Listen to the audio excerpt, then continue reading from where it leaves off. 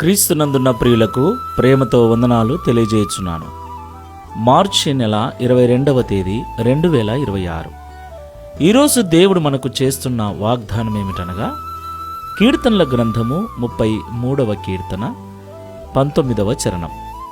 యెహోవా దృష్టి ఆయన యందు భయభక్తులు గల వారి మీదను ఆయన కృప కొరకు కనిపెట్టు వారి మీదను నిలుచుచున్నది. ఆమెన్.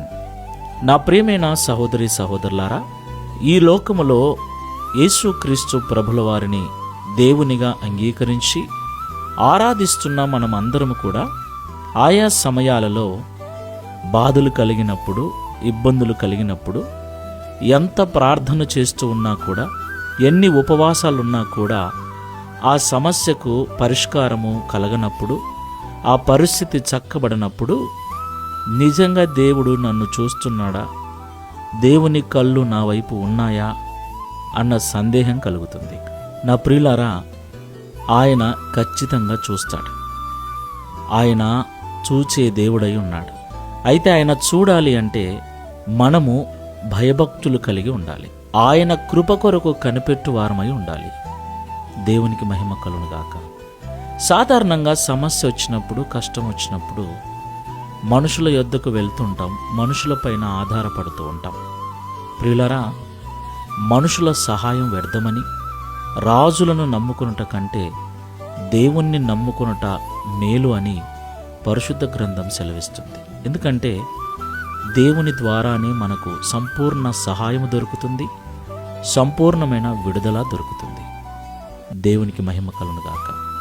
కాబట్టి మనల్ని సంపూర్ణంగా విడిపించి, రక్షించి, మన స్థితిగతులన్నీ మార్చగల దేవదేవుని మీద భయభక్తులు కలిగి ఆయన కృప కొరకు మనము ప్రతినిత్యము దేవుని పాదాల చెంత కనిపెట్టుకుని ఉంటే ఆయన మనల్ని చూస్తాడు.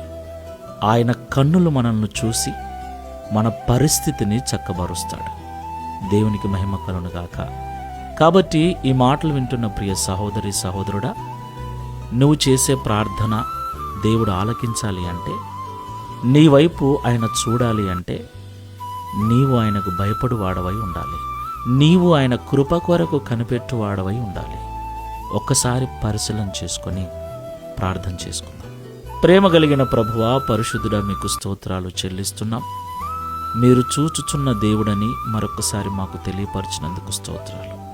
అవునయ్యా, నీ యందు భయభక్తులు కలిగి ఎవరైతే జీవిస్తారో, మనుషుల సహాయం కొరకు కాకుండా నీ కృప కొరకు ఎవరైతే కనిపెట్టుకుని జీవిస్తారో వారిని మీరు దృష్టించి వారి సమస్య నుండి విడిపిస్తారని మాతో మాట్లాడినందుకు స్తోత్రాలు చెల్లిస్తున్నాం.